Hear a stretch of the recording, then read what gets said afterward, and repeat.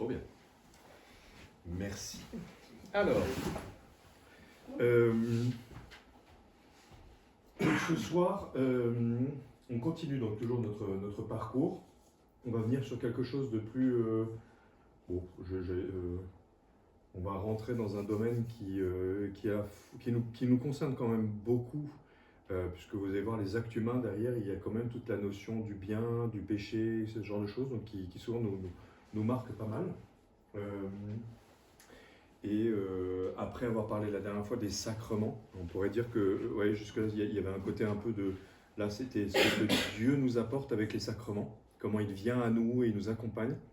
Là, maintenant, ça va être un peu, nous, notre propre réponse, vous voyez, nos actes à nous, les actes des hommes. Donc, plusieurs éléments un peu dans ça. La première chose qui est assez importante dans notre manière quand on parle de l'homme, d'ailleurs on en parle peu comme ça dans le monde, c'est de se rappeler que l'homme a été créé à l'image de Dieu. C'est quelque chose de merveilleux dans cette phrase-là d'ailleurs.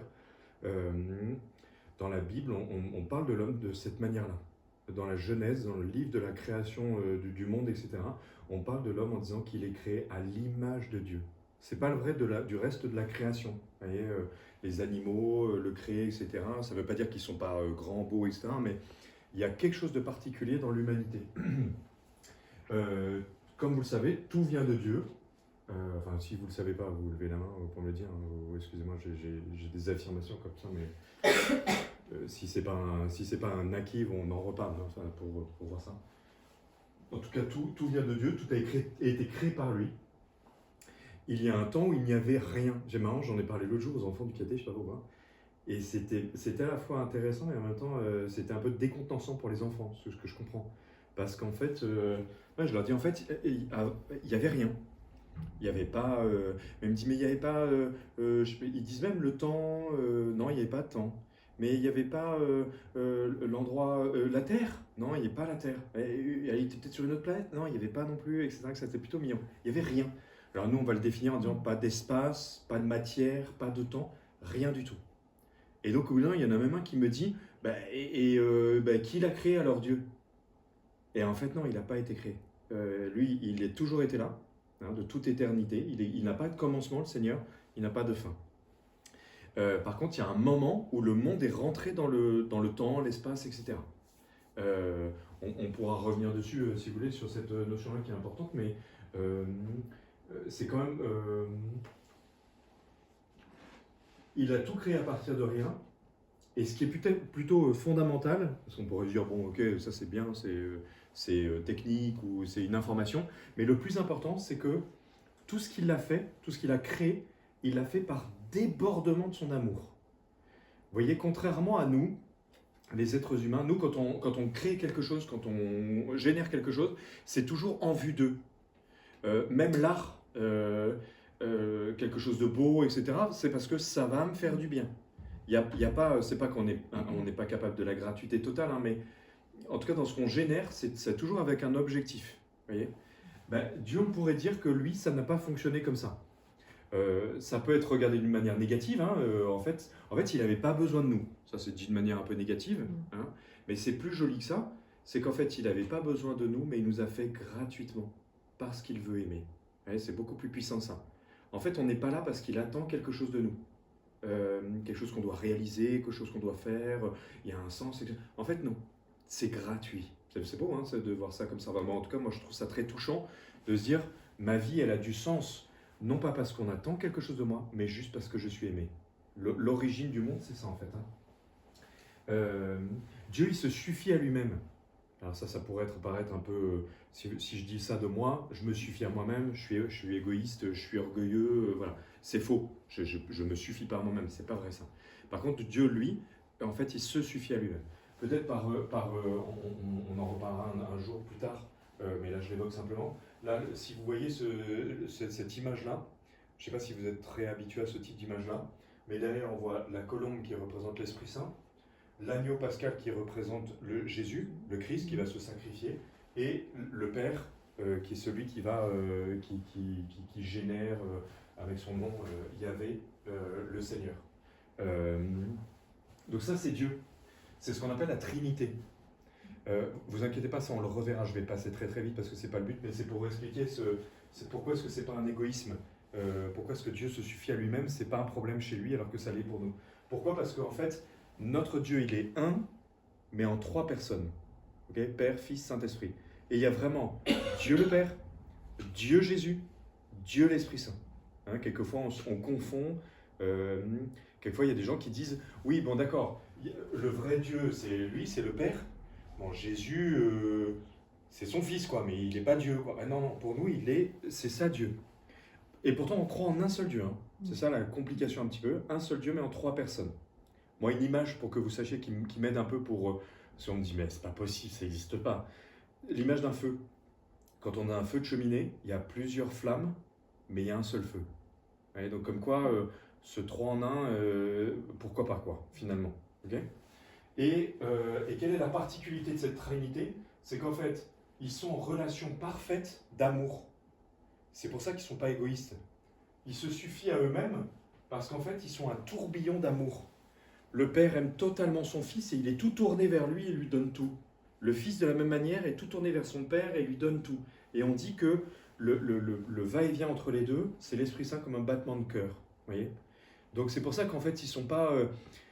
ils nous ont pas créés parce qu'ils étaient là-haut depuis toute éternité et qu'ils se disent ah, quand même on commence un peu à en tourner en rond, si on faisait les petits bonhommes là ils vont se taper dessus gentiment en plus, faire de l'occupation, le samedi soir il y a la télé, bah nous on a hop, l'humanité qui se tape dessus. C'est pas ça. Ils étaient vraiment dans un don parfait d'amour. Et d'ailleurs la création de l'humanité n'a pas changé ça. D'accord. C'est un débordement de cet amour, ils sont tellement pleins d'amour, il est tellement plein d'amour le Seigneur, que en fait, cet amour déborde et crée le monde. Ça va, juste, c'est rapide, hein, mais... ok. Et donc, l'homme, c'est le sommet de sa création. Je veux dire que ce débordement aboutit à la création de l'espace, du temps, de la matière, des planètes, de machin, le soleil, tout ce qui existe, les plantes, les cailloux, les animaux. Et le sommet, l'objectif, c'est quand même l'humanité. Ok ? Qui est le sommet de la création. Et pourquoi je dis ça, hein, c'est pas simplement, c'est pas pour dire ah nous on est les meilleurs sur la création, c'est pas ça, hein, mais c'est que parce que nous on a été créés à l'image de Dieu. Un animal n'a pas été créé à l'image de Dieu. Une plante n'est pas créée à l'image de Dieu. D'ailleurs ils ont l'appellation de créature, de créer, voyez, alors que nous on a une autre appellation. Après on avait une responsabilité, hein, si on pourra revenir sur ces thèmes-là si ça vous intéresse. Hein. C'est que Dieu nous a donné le reste de la création, mais pour qu'on la protège, pour qu'on la fasse grandir, ce qui aujourd'hui est un peu... on voit que l'homme n'a pas forcément réussi cette mission-là, quoi. En ce moment, c'est des questions, en tout cas l'écologie, qui va contre ça. Donc c'est pas une supériorité dans le sens, ils font ce qu'ils veulent, on est au-dessus, on fait ce qu'on veut, on est les maîtres, c'est pas du tout ça. C'est en même temps en respectant ce qui a été donné par Dieu et qui est quand même respectable, important, etc. Ce n'est pas une image physique. Vous voyez, dans cette création, c'est pas on est créé à l'image de Dieu dans le sens, quand je me regarde dans la glace, il y a un petit reflet de Dieu qui ressemble un peu et je suis quand même pas mal. C'est pas ça. Hein. Pour comprendre cette ressemblance, il y a cette définition assez belle dans la Bible. Quand il parle de Dieu, c'est la définition la plus simple et en même temps la plus complète. Dieu est amour. C'est la définition de Dieu. On peut le développer après, l'expliciter, etc. Mais si on veut se dire, mais en fait, qui est Dieu? C'est l'amour. Ça veut dire, c'est même pour nous une identification. Vous voyez? Dieu, amour, pareil. Ça ne veut pas dire que, c'est pas dans le sens, vous savez, quelqu'un est gentil. Ça veut pas dire que partout il y a du gentil, il y a cette personne-là. Pour Dieu, si. Dieu est amour, ça veut dire que il est l'amour totalement. Ça veut dire que partout où il y a de l'amour, il y a forcément Dieu. Là où il n'y a pas d'amour, ça veut dire qu'il n'y a pas Dieu. Vous voyez la définition, hein? Et donc, l'homme, il est créé à l'image de Dieu, c'est-à-dire qu'il est créé pour aimer. C'est ça sa particularité. Comme Dieu, il a quelque chose de cet amour. Vous voyez? C'est ça notre image. On n'est pas totalement Dieu, hein, parce que lui, il est l'amour complet. Nous, on est juste en capacité d'aimer. Ça va? La différence? Ce qui est très beau, hein, notre vocation, ce pourquoi on est fait, en fait, l'humanité, on a été créé par amour de Dieu et on a été créé pour l'amour. Moi, c'est un truc qui me marque beaucoup, surtout dans notre monde, où je trouve que bon, le monde, il est pas en grande forme. Enfin, je sais pas ce que vous en pensez, mais on entend quand même beaucoup de choses dures, violentes. C'est pas nouveau, hein, attention, je dis pas bon. Mais je me dis peut-être que c'est quelque chose de cet ordre-là qui est abîmé en ce moment.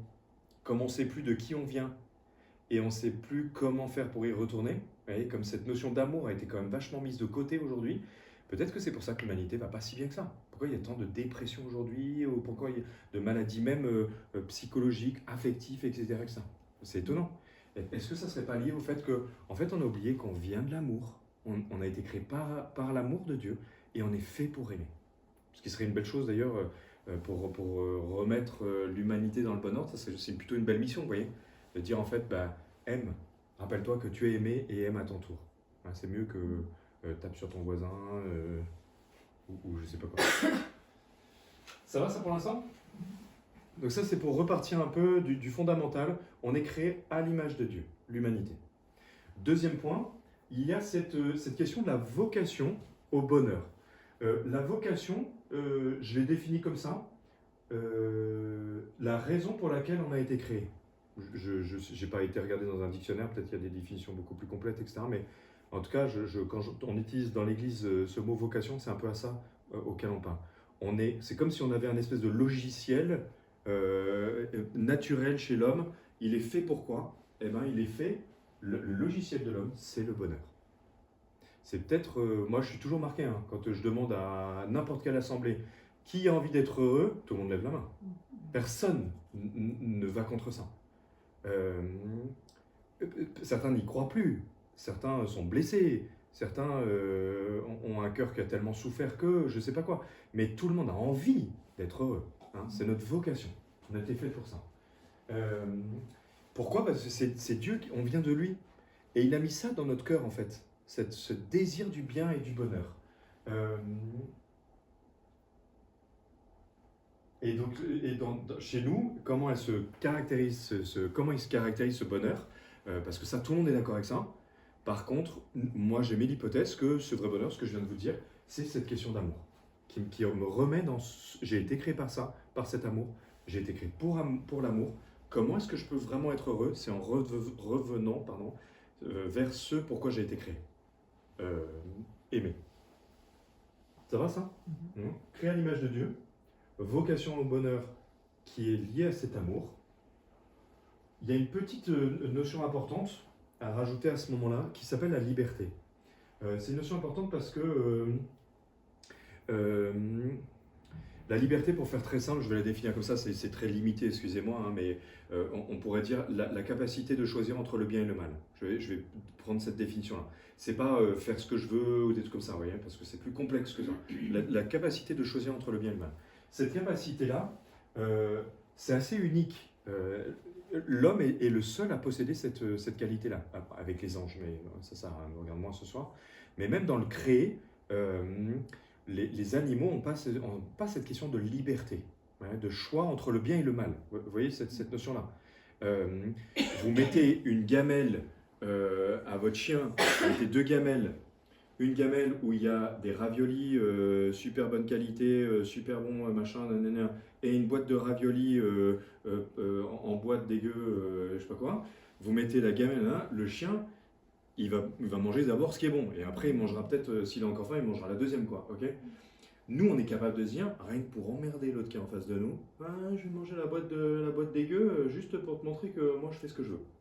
On a cette liberté-là. Vous voyez, c'est ça que je veux dire, dans le sens, pour donner un exemple concret.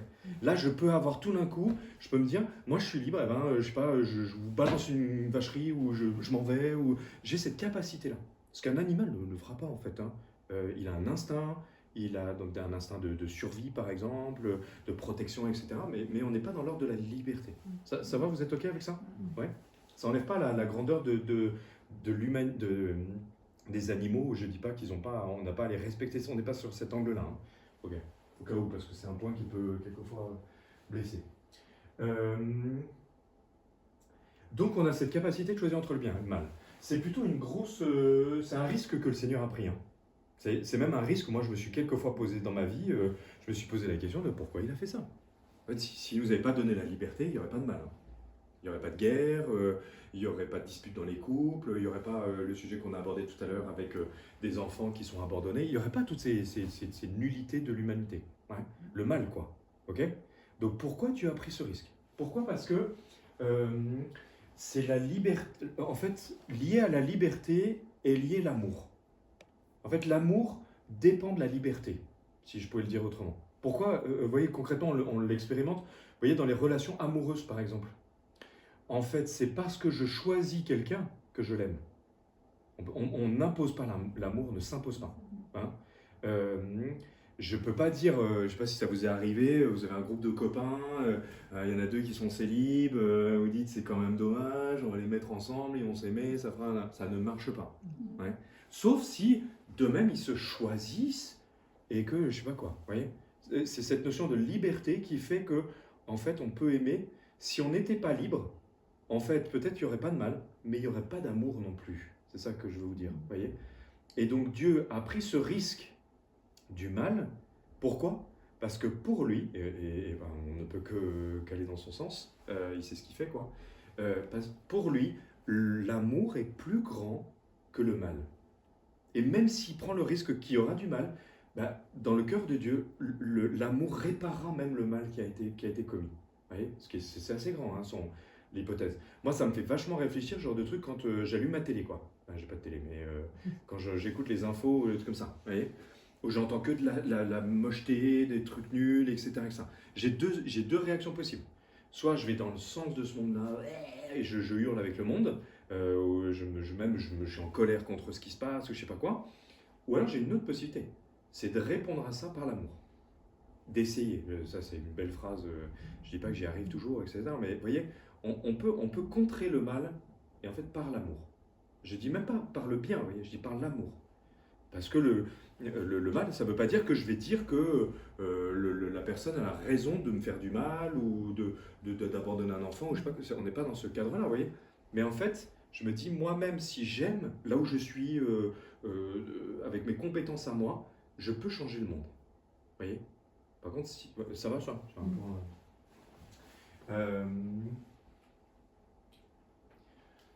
voilà. Alors, ça nous introduit un peu une notion qui s'appelle le péché originel. Peut-être que vous en avez déjà entendu parler, mais on va revenir dessus assez rapidement. Donc, quand je vous ai dit tout à l'heure, à l'origine, Dieu a tout créé, il a créé le monde, tout vient de lui. Et Dieu, quand il crée, il n'y a pas de mal. Le mal n'existe pas avec Dieu. Hein. Pourquoi? Parce que le mal, d'abord, Dieu ne fait pas le mal, ok? C'est intrinsèque ça, vous voyez? C'est que Dieu et le mal, c'est l'inverse. En philosophie, on dit que le mal, c'est une absence de bien. Le mal, il n'existe pas en lui-même. C'est étonnant, hein? Mais en fait, ce qui est plutôt, d'ailleurs, c'est plutôt même rassurant plutôt d'ailleurs, parce que si on lui donne si on le personnalise, il prend beaucoup d'importance. Alors qu'en fait, le principe, c'est de dire, en fait, en lui-même, le mal, il n'existe pas. Le mal, c'est une absence de bien. Vous voyez? Et comme le bien, c'est Dieu, ben en fait, Dieu ne peut pas faire le mal, puisque le mal, c'est l'inverse de Dieu. C'est l'absence de Dieu. Quand il n'y a pas Dieu, il y a le mal. Ça va? Pour le dire autrement. Ouais. Donc, quand Dieu a créé, il n'y avait que du bien. Donc, il y avait je sais pas, il n'y avait pas de guerre, il n'y avait pas de mort, il n'y avait pas de maladie, il n'y avait pas de dispute dans les couples. Il n'y avait pas de dispute entre enfants, etc., etc. Enfin, vous voyez, tout le mal qu'on connaît. Il n'y avait pas de catastrophe naturelle, il n'y avait pas de cyclone à Mayotte, il n'y a rien, quoi. Ok. Il n'y avait que du bien. Ok.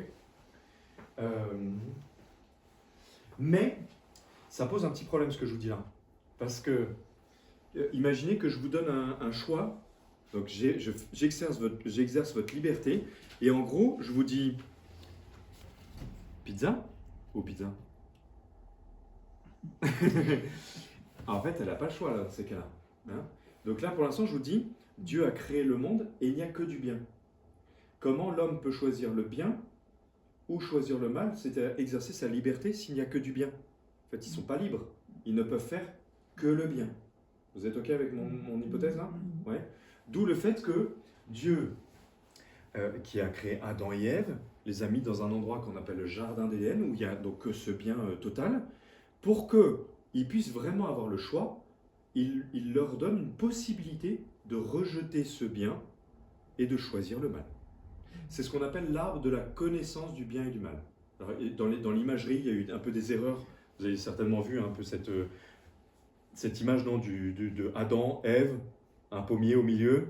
Ouais, vous avez déjà vu ça. Bon, en fait, c'était pas trop ça. Hein. D'abord parce que c'est pas un pommier, hein, c'est juste l'imaginaire. Vous savez, à l'époque du Moyen-Âge, beaucoup de gens ne savaient pas lire, ne savaient pas écrire.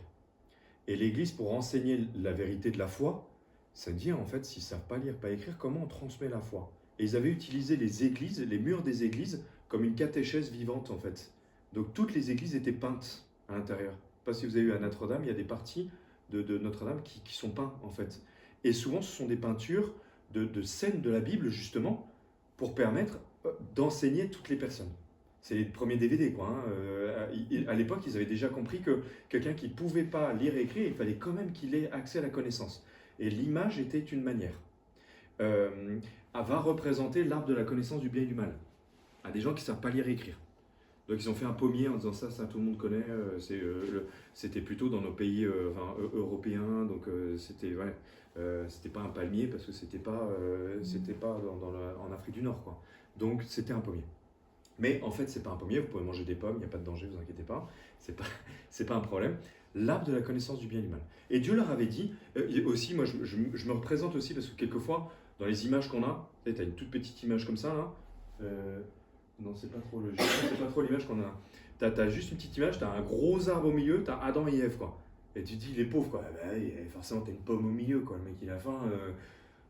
C'est comme nous, quoi. Hein, quand ils m'ont dit, je sais pas quoi, il y a des super trucs, là, et ça donne vachement envie, quoi. Ouais. Parce qu'il y a ça, c'est présent. En fait, la réalité, c'est que par rapport à la grandeur du jardin d'Éden, on pourrait, si je vous donne une comparaison qui est un peu limitée quand même, le massif de l'Estérel. Ça va, vous voyez, le massif de l'Estérel est quand même assez balèze. Hein. J'en ai pas fait tout le tour, pourtant. Dans ce massif de l'Estérel, il y a un arbre. Faut pas y toucher. Déjà, il faut le trouver, l'arbre en question. Hein. C'était ça, là. Vous voyez, le ratio, c'est plutôt ça. Vous voyez, pour qu'on soit bien clair. Et Dieu avait prévenu Adam et Ève, en leur disant, vous pouvez profiter de tout, tout est bien, tout est pour vous de ça. Par contre, cet arbre-là, vous n'y touchez pas. Si vous y touchez, vous connaîtrez le mal. C'est l'indication que Dieu a donnée. Okay. Malheureusement, Adam et Ève, au lieu d'obéir à Dieu, ils ont pas cru à sa parole et ils ont désobéi.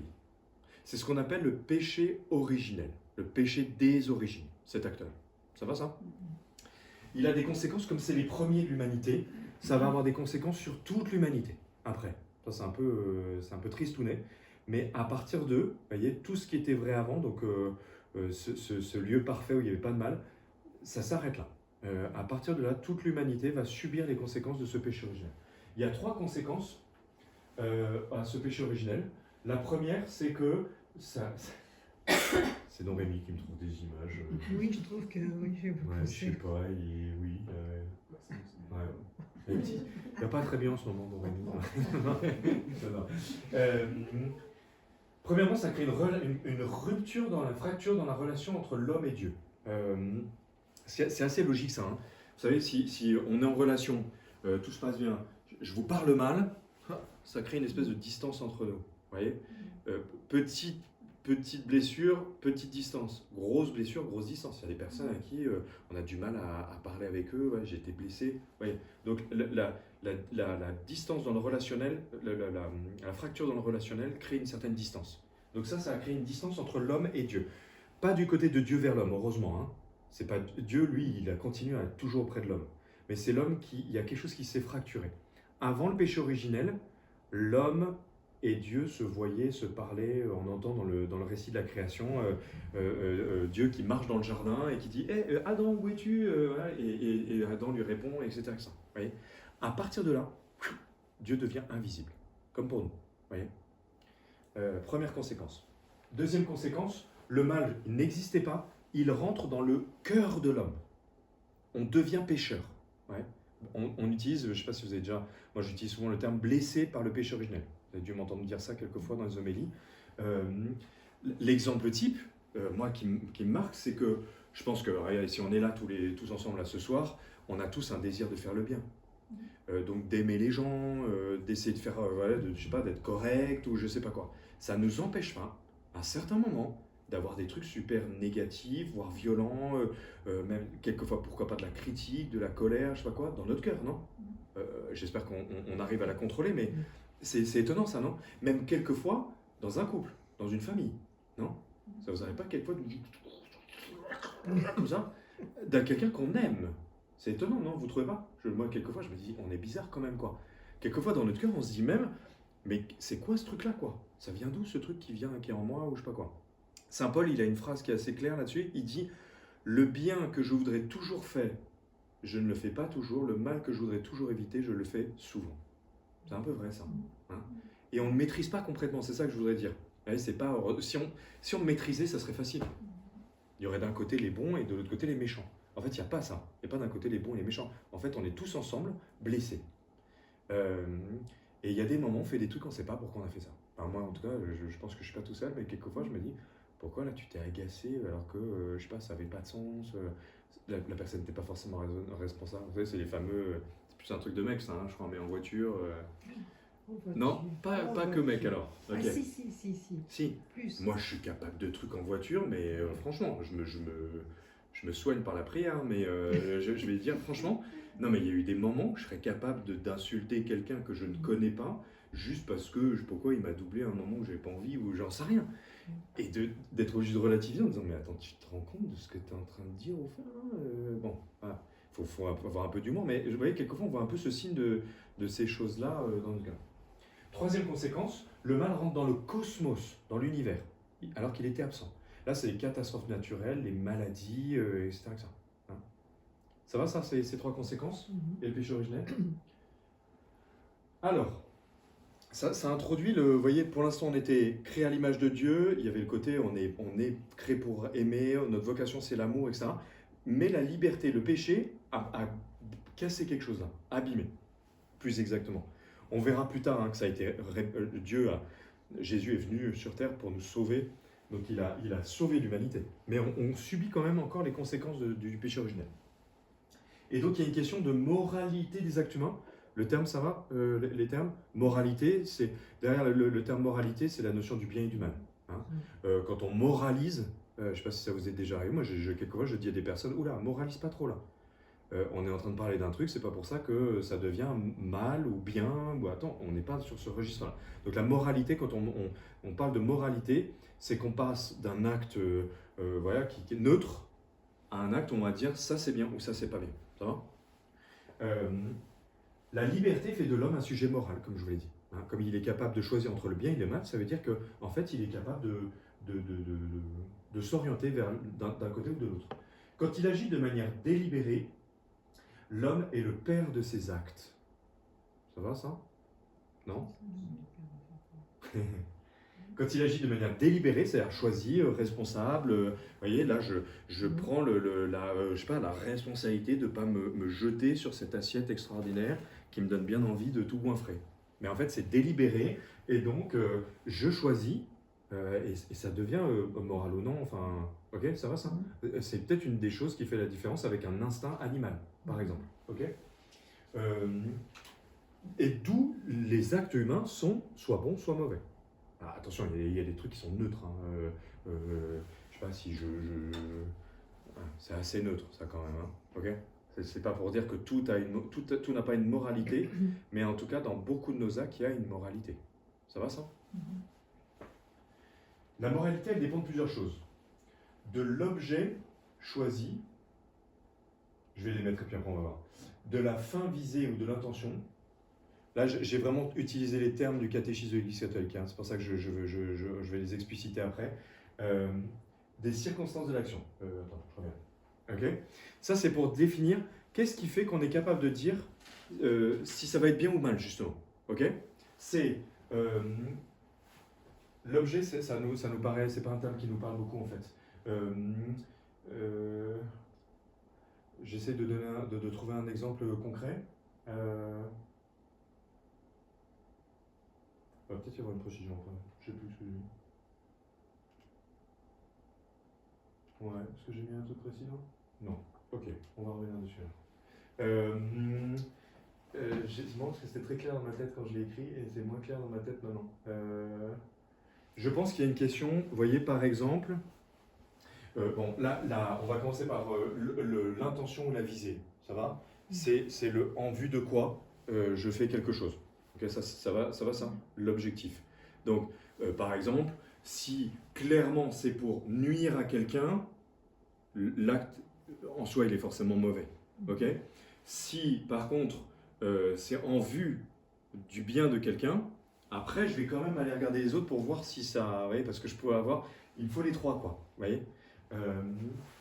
Les circonstances, ça s'explique assez clairement. Ça peut venir de. Les circonstances, ça lié aussi à mon histoire, à là où j'en suis en ce moment. Vous voyez, si je reviens sur tes exemples, parce que quelquefois l'alimentaire est. Bon. Si en fait je me goinfre, la fin, l'intention, c'est juste parce que j'ai pas de retenue et que bon, il y a quelque chose de pas clair. Par contre, si les circonstances, c'est que en ce moment, je sais pas quoi, je suis pas très en forme, je fais beaucoup d'efforts sur plein de trucs, ça fonctionne pas que ça, et qu'en fait j'ai aussi besoin d'un peu de quelque chose qui va je sais pas, me rassurer. J'ai certaines circonstances. Ça va la clarté? L'objet, c'est en fait ce sur quoi ça se pose concrètement. Vous voyez, quand on a un acte, il y a forcément l'acte en tant que tel, quoi. Vous voyez. Je vais vous donner un exemple qui peut-être va vous expliquer un truc qui est souvent pas clair dans la tête des gens. Je l'ai entendu dans un film il n'y a pas longtemps, la fin justifie les moyens. Et ça, on n'est pas du tout d'accord, nous, dans l'Église. Par exemple, mentir, mais pour une bonne raison, pour nous est forcément mauvais. Pourquoi? Parce que l'objet, c'est le mensonge. Ça va ça? Et comme on dit, mensonge égale, c'est forcément quelque chose de mauvais, le mensonge, déjà ça part mal. Même si, oui, mais c'était pour que quelqu'un soit pas triste, donc l'intention a été bonne, ben en fait c'est pas une bonne raison. Ça va ça? Pour vous donner une... au moins pour vous... On peut en parler après si vous voulez, mais c'est au moins pour vous expliquer ça, ok? Donc, c'est plutôt d'ailleurs dans cet ordre-là de hiérarchie, ok? Si je sais pas, tuer c'est mal, c'est l'objet, tuer c'est mal, ok? Donc on va pas faire de... Tu peux avoir toutes les bonnes circonstances, le machin, je sais pas quoi, ça sera quand même mal, quoi. Vous êtes ok là-dessus? Ok? Donc l'objet, il est quand même prioritaire. Par contre, il y a des objets qui sont... Ouais, l'alimentaire, il peut être assez neutre, l'alimentaire. Ce que moi je vais manger ou ce que quelqu'un d'autre va manger pourrait être chez moi un excès, alors que chez l'autre, ça ne sera pas un excès, par exemple. Vous voyez? Donc ce qui va distinguer, par contre, c'est qu'est-ce que je vise? Je vise le fait que en fait j'ai aucune retenue, j'ai juste envie de m'éclater dans ma vie et je bois de la vodka à 9h du matin. Par exemple, vous voyez ces distinctions-là. Ça va? C'est plus clair? Oui? Vous avez tiqué sur le mensonge? Ça vous a paru bizarre? Non, mais ça nous arrive souvent. Enfin, moi, ça m'arrive de dire, Ouais. non, c'est plutôt une rétention de Attention, vérité. attention. Que Là, par contre, il y a vraiment une question de mensonge. Nous, par exemple, nous les prêtres, moi je me pose souvent cette question comme prêtre parce que moi j'ai un certain nombre d'informations qui me sont communiquées par des gens dans le secret. Donc je sais des choses. Et en fait, si quelqu'un me demande, mais t'es au courant? En fait, je suis tenu au secret. Et donc, j'ai plusieurs options. Soit je mens, et là c'est jamais bon, même si je suis tenu au secret. Par contre, je peux toujours m'en sortir pour ne pas mentir. Alors, quelquefois, ça en arrive au point que je dis, je vais pas répondre à ta question. Parce que je vais me retrouver dans un domaine où, bon... Mais quelquefois, je peux simplement faire... Hein, quoi? Ouais. Alors qu'en fait, j'ai très bien entendu. Vous voyez, on peut feinter entre guillemets pour ne pas... Par contre, le mensonge en tant que tel, ou tout acte, quelquefois, on dit... c'est la fameuse phrase, la fin justifie les moyens. Ouais, si en fait, je sais pas quoi, une maîtresse, je sais pas pourquoi je pense à ça, une maîtresse, en fait, il y a un élément perturbateur, mais en fait, bon, on le connaît, il est pas si mauvais que ça, mais en fait, on va le sanctionner parce qu'il embête tout le monde. La fin justifie pas les moyens, quoi. C'est pas parce qu'en fait, ça va mettre de l'harmonie dans la classe qu'on doit faire du mal à cet enfant-là. C'est pas vrai du tout, ça. Ouais. On va essayer d'avoir l'harmonie en même temps le bien de chacun, quoi. Ça va? C'est plus clair? Oui? Ok. Vous savez que vous pouvez interagir. Euh, euh, ok. Il y a une question, il y a quelque chose qui s'appelle la conscience, qui a été pas mal perdu, je pense, je trouve, depuis un certain nombre d'années. On dit que la conscience est le centre le plus intime et le plus secret de l'homme. C'est marrant ça, hein.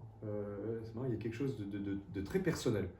Le sanctuaire où il est seul avec Dieu. Notre conscience, c'est ça. Ça, c'est un truc, par exemple, dans ma conscience, moi, je peux avoir conscience de certaines choses qui ne seront pas les mêmes que vous. Je peux avoir une conscience du mal et du bien, on peut ne pas avoir la même. Vous voyez, c'est très personnel. Ok, ça la conscience est un jugement de ma raison, ok, par lequel la personne connaît la qualité morale d'un acte concret. Vous voyez, c'est ça qui me permet de me dire, est-ce que ma conscience va me dire, est-ce que c'est bien ou mal. Par exemple, vous voyez, pour vous dire aussi, que quelquefois comme prêtre, il y a des personnes qui me disent, c'est un péché ça mon père. En fait, moi je ne peux pas répondre à cette question-là. Parce que concrètement, je me dis, ça dépend de ta conscience à toi en fait. Moi, ma conscience, elle peut très bien me dire que ça, c'est pas un péché, mais ça se trouve pour toi, oui, avec les connaissances que tu as, avec je sais pas quoi, c'est un mal pour toi. Du coup, c'est dangereux parce que si on a, parce que ça vient de l'éducation du coup, et si on a des parents qui vont montrer à l'enfant, je sais pas, que tuer c'est bien par exemple, lui il pensera que ce sera bien et du coup pour lui ce sera oui, pas un péché. Alors il y a quand même, oui, c'est une bonne, merci de la question. Si je reviens sur les 3 points d'avant quand même, il y a des choses où on sait de toute façon que c'est quand même un mal. Si l'objet, c'est pour ça que je disais par exemple tuer c'est mal.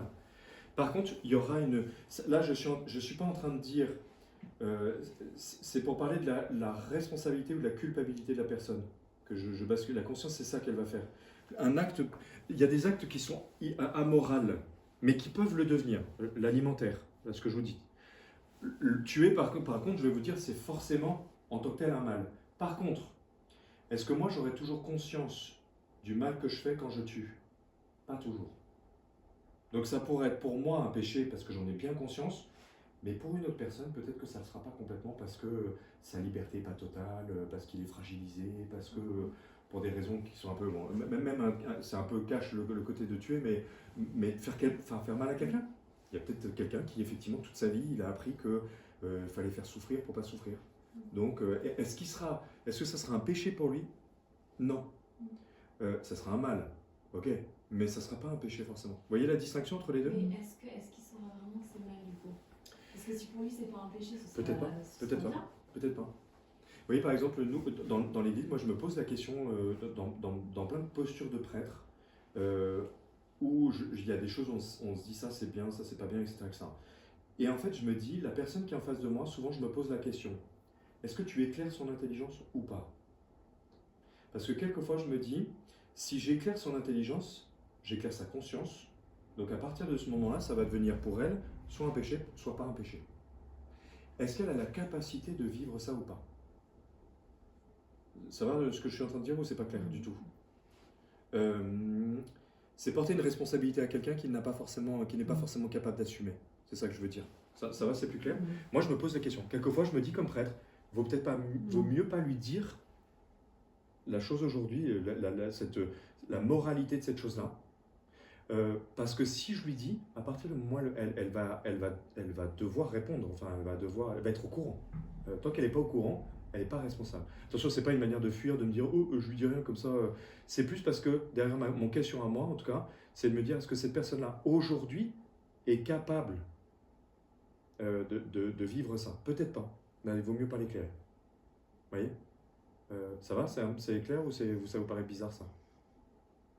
Non? Ça va? Oui. Il y a certaines moralités où l'Église peut dire ça en fait c'est pas une bonne chose.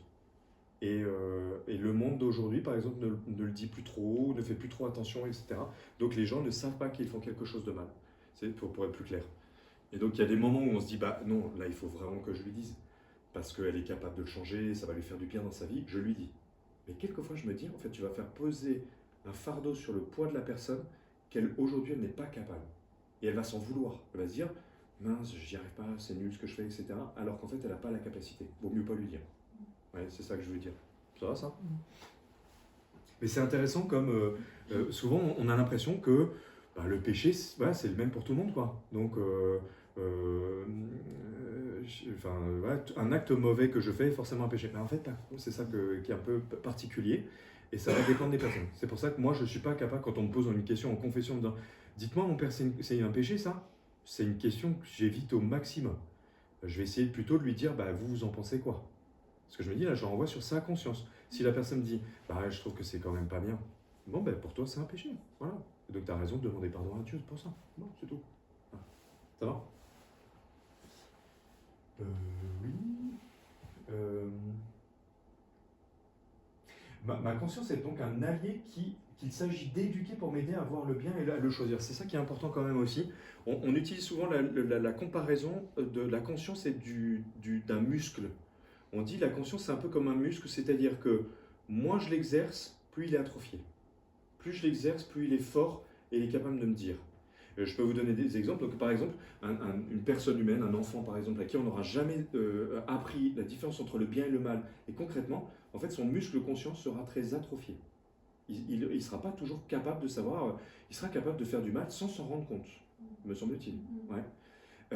Et à côté de ça, je ne sais pas si vous avez déjà vu des saints tels que Sainte Thérèse de l'Enfant Jésus, qui, à la fin de sa vie, qui est quand même une femme assez extraordinaire dans le bien qu'elle a cherché, etc., on pourrait dire, excusez-moi, le terme il est complètement faux et je suis enregistré, mais elle pinaillait, on pourrait limite dire, mais pour elle, même le petit qu'elle faisait de mal, c'était catastrophique. Pourquoi? Parce que sa conscience s'était tellement exercée qu'elle en était arrivée à même le petit était grand et elle travaillait ça. Ça va ça? Ouais. Donc c'est plutôt une... Alors il y a deux possibles là-dessus, hein. Vous pouvez vous dire, oula, bah, l'exerce pas comme ça, tu... Non. Sauf qu'en fait le bien est plutôt une bonne chose pour nous. Donc, comme je vous ai parlé de vocation du bonheur, etc., on a tout intérêt plutôt à cheminer vers le bien. Voyez, donc à avoir conscience plutôt de ce muscle-là. Je vous donne un exemple qui m'avait marqué quand j'étais jeune prêtre.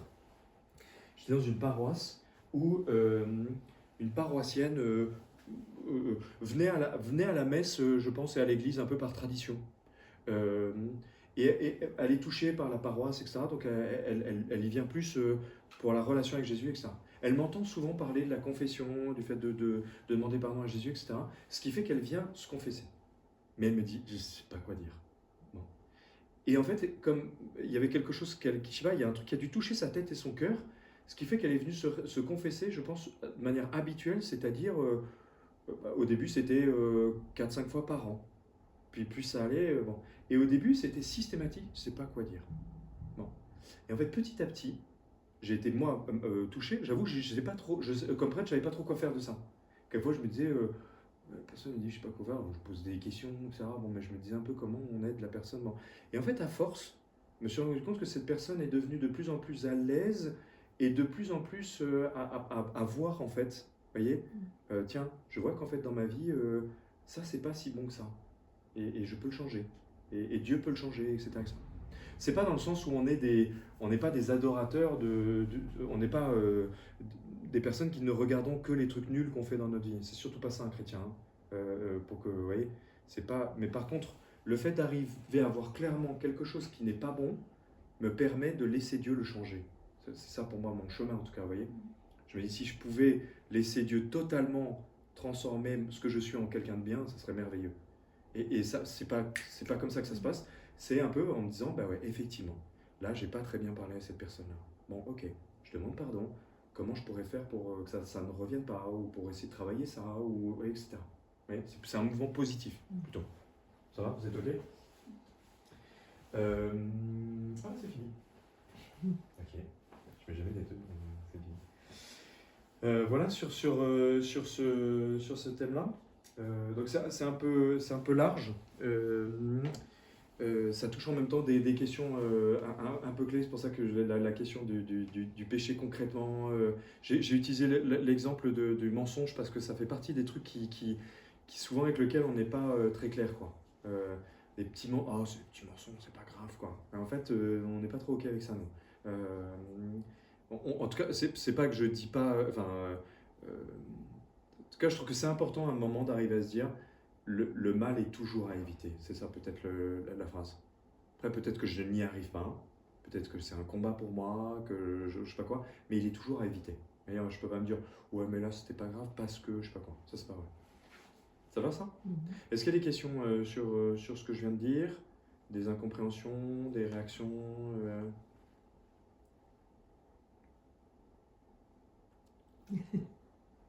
Moi, je voulais vous demander, à l'école, quand les enfants sont au collège, ils ont, je pense que c'est en sciences, ils voient enfin pas la création, le début du monde, enfin de la vie. Et ils n'ont pas du tout les mêmes explications Oui. qu'avec la religion. Et là, moi, mes enfants, ça tiltait tout le temps. À ce Sixième, je moment-là, crois. C'est en on me sixième, je disait, crois. parce que les explications étaient, enfin, pour eux, bon, ça venait tout au début des bactéries, des choses comme ça, mais on leur disait pas, Dieu a créé l'homme, la femme, nana, comme ça. Il a pris la côte de l'homme pour faire la femme. Enfin, je veux dire, il y avait tellement de divergences que ça créait pas mal de problèmes au niveau de C'est une vraie question. ce cours-là. Je me souviens quand j'étais, je pense à ces âges-là, je me souviens d'avoir posé la question à ma grand-mère, de lui dire, moi j'ai du mal à comprendre parce que dans la Bible, on Voilà. apprend que Adam et Ève, l'homme a été créé par Dieu, etc. Et puis en cours, moi j'apprends que Darwin, l'évolution, le singe et compagnie, quoi. Et je dis, ouais, je sais pas quoi. Et comme ma grand-mère, elle m'a dit, c'est une très bonne question, ça. J'étais tellement fier que j'ai pas écouté la réponse, je crois. Bon, mais depuis, j'ai réfléchi, quand même. En fait, on a souvent opposé les deux et c'est une erreur. D'un côté comme de l'autre, hein. Attention. Soit le monde dit scientifique, hein, qui a dit tout ça c'est des trucs, c'est n'importe quoi, je sais pas quoi. Soit le monde religieux, hein, qui peut être quelquefois pas très malin non plus, absolutiste, et qui dit non, non, c'est comme ça. Il y a encore des personnes aujourd'hui qui sont capables de dire le monde a été créé comme la Bible nous le dit, etc. Bon. En fait, la question, c'est que les deux approches, donc on va dire la foi, si ça vous va, et la science, si ça vous va, même si c'est un peu limité comme manière de catalogiser, mais bon, disons. En fait, ce sont deux plans qui sont différents et qui vont répondre à des questions différentes. Ok? Donc concrètement, la question du scientifique, lui, ça va être de se dire comment ça s'est passé. Il répond à cette question-là, lui. Ok? Donc comment s'est créé le monde? Lui, c'est ça son importance. Ok? L'homme de foi, lui, il va plutôt répondre à la question du pourquoi ça s'est passé comme ça. Ok? On est sur des plans différents. Si vous demandez à un homme de foi qui vous explique le Big Bang, Darwin, etc., ouais, ok, super, c'est génial ce que tu me dis, mais pourquoi il y a eu ça? Non, moi, j'en sais rien, c'est pas ma question, c'est pas mon domaine, j'en sais rien, ça me regarde pas. J'ai pu avoir mon avis personnel, je sais pas quoi, mais je suis pas dans ce domaine-là. De la même manière, l'homme de foi, si on commence à lui dire, mais comment ça s'est fait? S'il est malin, normalement, il doit répondre de la même manière. Ou alors il a des compétences aussi scientifiques, ce qui est possible, hein, de se dire, tiens, c'est un sujet qui m'intéresse, et effectivement, aujourd'hui... Il peut aussi dire que c'est une volonté de Dieu, Euh, quelque part. non, il pourrait le faire. Il y a des scientifiques qui sont très croyants. Oui. Voilà. Oui. Ouais. Donc ils arrivent à faire la part. Oui, mais en fait, ils vont en tout cas, même si le scientifique a sa blouse de scientifique quelquefois et sa blouse de croyant, effectivement, en tout cas, quand on lui repose la question, dans son domaine à lui, il va répondre à la question du comment et l'autre le pourquoi. Et on va pas. Et ces deux questions-là, elles sont toutes les deux vraies en fait. Si je réponds à, par exemple, comment le monde a été créé et que je parle du Big Bang, etc., ça match ça. Hein. Et si par contre on me dit et pourquoi, et que là je vais répondre, parce qu'en fait c'est Dieu qui m'a aimé, ce que je vous ai dit tout à l'heure, en fait ça match complètement. Par contre, si je commence à vouloir dire concrètement, on prend une Bible, on prend l'histoire de la Genèse, et que c'est comme ça que ça s'est passé, et si tu crois pas comme ça, etc., en fait, tu crois en rien et que c'est pas bon, etc., là, il y a une grosse erreur. En fait, pour être très clair, Moïse, qui est celui qui a écrit le livre de la Genèse, inspiré par Dieu, hein, ok? Mais lui, qu'est-ce qu'il a fait, Moïse? Il a utilisé les compétences scientifiques de son époque, parce que lui, c'était pas son domaine, c'était pas le but de son livre. Le but, c'était pas d'expliquer un récit concrètement de comment ça s'est fait. Ça ne le regardait pas ça. Par contre, il avait un message derrière à donner qui était tout vient de Dieu. Dieu nous aime. Le message que je vous ai transmis finalement là. Ça, c'est ça. Comment ça s'est fait? En fait, on retrouve dans le récit de la Genèse, pour que vous sachiez, des mêmes récits scientifiques de l'époque. Donc on le retrouve dans d'autres cultures, hein, mésopotamiennes, etc. Le récit d'une création où en fait il y aurait eu une espèce d'eau qui serait tombée, des astres. C'est intéressant à regarder, mais en fait c'était les scientifiques de l'époque qui pensaient que c'était comme ça que ça s'était créé. Voilà ça. Lui il s'est dit, c'est comme si moi on me disait aujourd'hui, tiens écris un livre sur comment Dieu a créé, que Dieu me demande de le faire, etc. En fait, je vais utiliser les compétences d'aujourd'hui, donc il y a le Bing Bang, machin, etc. Mais dedans, je vais y mettre ce qui est mon domaine à moi, qui est pourquoi Dieu a fait ça. Vous voyez, vous êtes OK avec ça? Ouais. Et souvent, on a voulu un peu opposer les autres, les deux. Je trouve souvent, effectivement, en cours, il y a beaucoup de jeunes de nos aumôneries qui nous disent souvent ça. C'est pénible parce que quand on est croyant, etc., dans cette année-là, je crois que c'est en 6e, il me semble, en fait, on se fait démonter, quoi.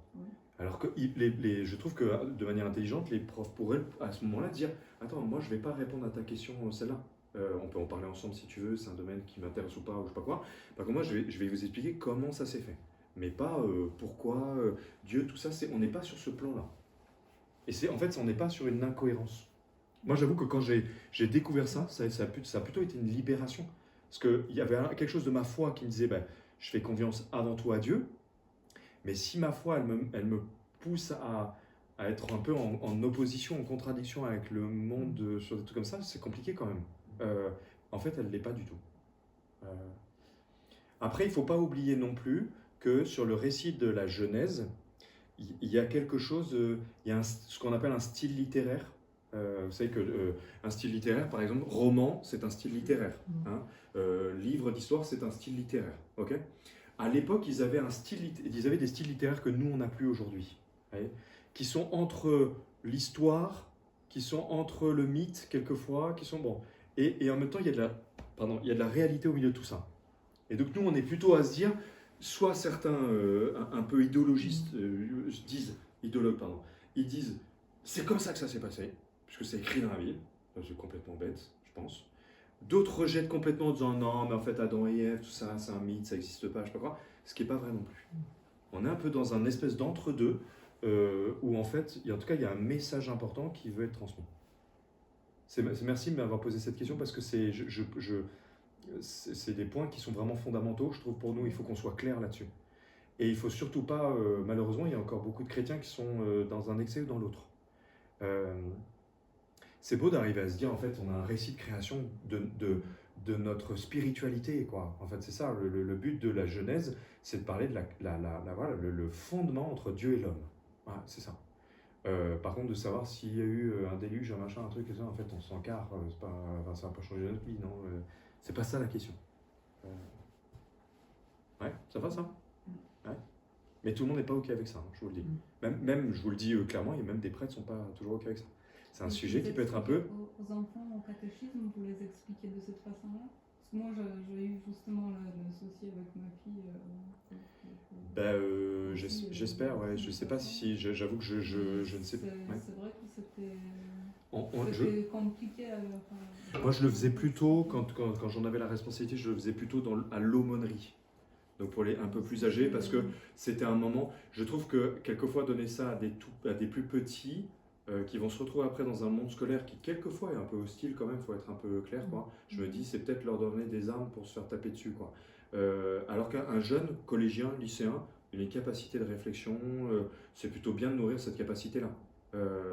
Et au contraire, de lui apprendre à pas dire n'importe quoi. Parce qu'on sait, un collégien, il peut être soit en mode je dis comme tout le monde, donc il va plutôt nier sa foi, ou au contraire être un espèce de combattant de la foi et dire n'importe quoi, ce qui va nuire à l'évangélisation des autres, qui vont se dire ils sont fous les gâteaux, ils pensent vraiment en fait, franchement, ils pensent qu'il y a eu un truc qui s'est passé comme ça et non, ça va pas bien. Ouais.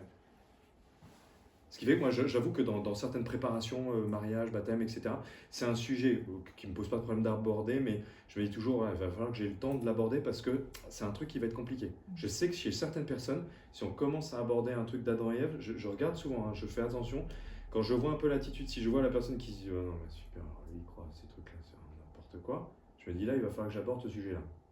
pour remettre bien dans le bon ordre, pour qu'ils se disent, attends, non, ouais, ok, ça vaut le coup d'écouter ce qu'il a à dire, c'est intelligible. Hein? Ça va, ça? Oui, oui. Et moi, j'avais aussi le problème de l'homme qui vient du singe, oui, j'allais nananais. Alors là, c'était parti aussi. C'était tout au collège. Moi, ça me choque pas, moi. Hein. Moi, j'ai pas. Alors, ça, il me semble, je suis pas un spécialiste, mais il me semble que même l'esprit, la théorie darwinienne est quand même assez, et n'est pas totale, même chez les scientifiques, me semble-t-il. Elle est quand même assez contestée, si j'ai bien compris. Mais je suis pas un. Bon. Mais. Moi, ça ne me poserait pas de problème. On peut toujours trouver en fait une explication, vous voyez, qui est une évolution. Moi, c'est peut-être un peu, c'était pas le but là, mais moi je me dis, imaginons, bon, on va changer d'image parce que c'est vrai, elle est trop petite chouille, mais on est dans un autre espace. D'ailleurs, le lieu n'est pas le même. Hein. Il s'agit du jardin d'Éden. On n'est pas en train de parler de la terre là. Hein. On parle du jardin d'Éden. Ouais. Et d'ailleurs, la Bible nous dit que l'homme et la femme ont été chassés de ce jardin d'Éden. Il y a quelque chose qui était du plan original qui ne l'est plus. Moi, j'ai mis l'hypothèse que cet espace-là était dans un autre endroit que cet espace qui s'appelle la Terre aujourd'hui. Okay, on est dans autre chose. Et qu'après, cette histoire se terminant avec le péché originel, que l'humanité se retrouve au moment de l'évolution de l'homme et du singe, et que l'âme humaine est insufflée par Dieu dans un singe, ça, je vois pas quoi. Pour moi, c'est pas un problème en tout cas. Ouais. Ça va ça? Non, ça vous paraît bizarre? Non, mais ça m'éclaire surtout. J'avais jamais pensé à ça. C'est personnel ça. Hein. Ça paraît plus. Non, mais c'est personnel, mais je me dis, qu'est-ce qui empêcherait un truc comme ça? Non, mais pour moi, ça serait plus. Ouais. Disons que c'est plus logique. Oui. Ça serait plus cohérent. Bah, en tout cas, il y a, dans la Bible. Parce que c'est vrai que c'est difficile de. C'est pas une opposition des deux, mais c'est tellement. Il y a tellement un fossé entre. Pardon? Oui, on a le singe créé. vient de quoi à ce moment-là? Non, mais on retrouve. Oui, mais en fait, effectivement, quand on regarde la théorie de l'évolution qui est pas nigo de, moi j'y crois. Enfin, je vous avoue, j'espère. Je pense que je dirais ça à certains près. Je me ferais empaler, crucifié. À l'envers. Non, peut-être pas quand même. En fait, on a créé tellement d'espace c'est pour des choses la religion, différentes. la science, la science, il n'y a pas tout qui est. Non, de toute façon, pour moi, il pourrait y avoir eu une intervention de toute façon de Dieu dans ce processus, Oui. et en particulier par quelque chose qu'on appelle l'âme humaine, qui fait que clairement il y a eu un moment où c'était un animal et que tout d'un coup c'est devenu un homme. Et ça peut être l'action de Dieu.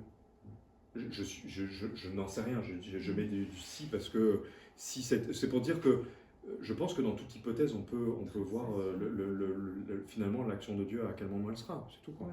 Moi ça me parce que j'ai pas peur des nouveautés scientifiques, quoi. Sinon, en fait, on est vachement... on a vu hein, que l'Église, dans ces cas-là, quand elle a cette posture-là, malheureusement, en fait, elle est en mode protection de je sais pas quoi. Ça a été le cas de Copernic, ça a été le cas de ces scientifiques qui finalement apporté grand-chose, mais comme on avait espèce de diviniser certains trucs faux, quand on les remettait en cause, c'était comme si toute la foi était remise en cause. Non, mais c'est bête, parce qu'en fait, on n'est pas sur ces plans-là. Donc... l'homme il peut venir du singe, ça n'empêchera pas la création par Dieu en fait. Mais c'est quoi le problème? Et même un récit originel avec un Adam et Ève et un péché originel, etc. Ça n'empêche pas en fait. Pas du tout. Ça va? C'est l'espace-temps, c'est vrai que ce que vous dites, parce que là on aurait toujours imaginé que c'est sur la Terre que ça se passe, le jardin d'Éden. Oui, alors que c'est vraiment il est appelé autrement, jardin d'Éden. Et le paradis n'est pas la terre en fait. Hein. Aussi parce qu'en fait, nous on a un problème, c'est qu'on est lié à l'espace et au temps justement.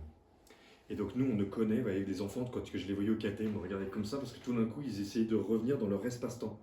Donc c'était impossible de les faire sortir, j'ai même pas essayé quoi, en me disant laisse tomber, laisse tomber, j'ai même pas ce que ça peut faire, s'ils peuvent comprendre. Donc, bon. Mais avec nous les adultes, en fait, on s'imagine qu'une planète. Parce que c'est ce qu'on connaît, quoi. Avec de la terre, de l'eau, le paradis, ça sera la terre, quoi. Bon, alors selon ce qu'on aime, le froid ou le chaud, ça sera plutôt vers Hawaï ou ça sera plutôt... On est un peu comme ça. Mais en fait, on est en dehors de l'espace et du temps. Là, c'est une représentation, en fait. Même le jardin d'Éden, vous voyez? C'est parce que nous, on a ces conceptions-là. Mais en fait, c'était certain. Est-ce que c'était pas complètement en dehors de l'espace et du temps, comme Dieu est en dehors de l'espace et du temps en fait. Le paradis est un, on peut même pas utiliser le mot de lieu en fait. C'est pour ça qu'au paradis, enfin en tout cas dans l'au-delà, on va dire ça plutôt comme ça, dans l'au-delà, on aura nous-mêmes, comme on sera en dehors de l'espace et du temps, on verra en même temps ceux qu'on a connus, qu'on aime, on comprendra tout, on verra tout, etc. Justement parce qu'on sera sorti de notre limite qui est liée au charnel. Si on regarde dans l'espace et le temps, vous situez par rapport à l'échelle qu'on connaît aujourd'hui, l'an zéro, tout ça, Abel et Caïn ou Adam et Ève, vous situez ça à quel... Je suis pas assez un spécialiste pour Ouais, imaginer ça. on n'est pas à l'époque, ce que je veux dire, c'est qu'on est après l'époque la plus ancienne qui a pu être trouvée dans le Jurassique et ces choses-là, j'imagine. Sauf si, en tout cas, moi j'ai mis l'hypothèse que, en tout cas, il y a eu ça, ce récit-là, donc qui est avant la chute originelle, avant le péché originel. Je le mets même dans un autre espace-temps, je dirais. Qu'après, Caïn et Abel, etc., donc ils ont été chassés du jardin d'Éden, etc. Où est-ce que ça se retrouve pour rien. Puis j'ai quand même un côté un peu de me dire, dans ces cas-là, il y a quand même un moment où, génétiquement, il me semble, que quand on a les deux parents et que ça se reproduit les uns avec les autres, il y a un moment où ça finit pas très bien, quoi. Non, enfin, ouais. Donc je me dis même ça serait pas cohérent de se dire en fait on vient tous génétiquement de deux. Je me dis aujourd'hui on est ok pour se dire dans les lieux où il y a eu que des familles qui se sont reproduites les uns avec les autres, ils ont mal fini, quoi. Et ça se voit clairement. J'habitais à La Réunion, sur l'île de La Réunion, il y a un endroit qui est dans la montagne et on les appelle les petits blancs des hauts. Et, parce qu'en fait, génétiquement, en fait, ils sont restés entre eux, etc. Donc effectivement, ils étaient tous, alors qu'ils sont tous colorés avec eux-mêmes, ils étaient tous blancs et il y avait un côté un peu limité finalement. Donc comme quoi, ou alors on serait tous comme ça, on serait tous des petits blancs des hauts. Mais bon. Intéressant en tout cas ces sujets-là. Oui, c'est intéressant. Ok, super. Je vous propose... je sais plus quel était le sujet de la dernière fois. Vous aviez parlé de quoi la dernière fois? J'étais pas là. Peut-être sur cette notion, c'est juste pour donner l'occasion un peu de partager ensemble, ok, comme d'habitude. Je vous propose un peu comme thématique simple de pouvoir parler de votre lien à ce qui est l'ordre du péché, du mal, un peu ce que j'évoquais en deuxième. C'est pas des confessions collectives là, d'accord. C'est pas pour que vous disiez ce que vous ne savez pas faire ou je sais pas quoi. C'est plutôt comment vous gérez ça. Ça va ça?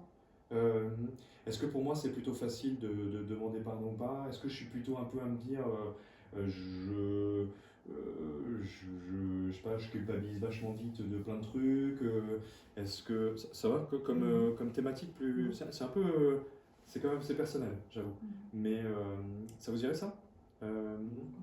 Ça pourrait aussi peut-être vous accompagner. Mon objectif aussi quelquefois, c'est d'accompagner vers le sacrement de la confession ou cette notion du pardon, etc. Vous savez, il y a pas de, c'est pas du tout pour forcer ou quoi que ce soit. Mais je crois que c'était un peu la dernière fois, vous avez un peu parlé de ça, je crois. Du pardon, de la confession. Bon. Donc, bon. Voilà, en tout cas, réagissez par rapport un peu à ce qui vous a été dit là, plutôt sur cette notion-là. Ça va. Ça marche? Plutôt entre vous? Oui. Ça vous va? Oui. Oui.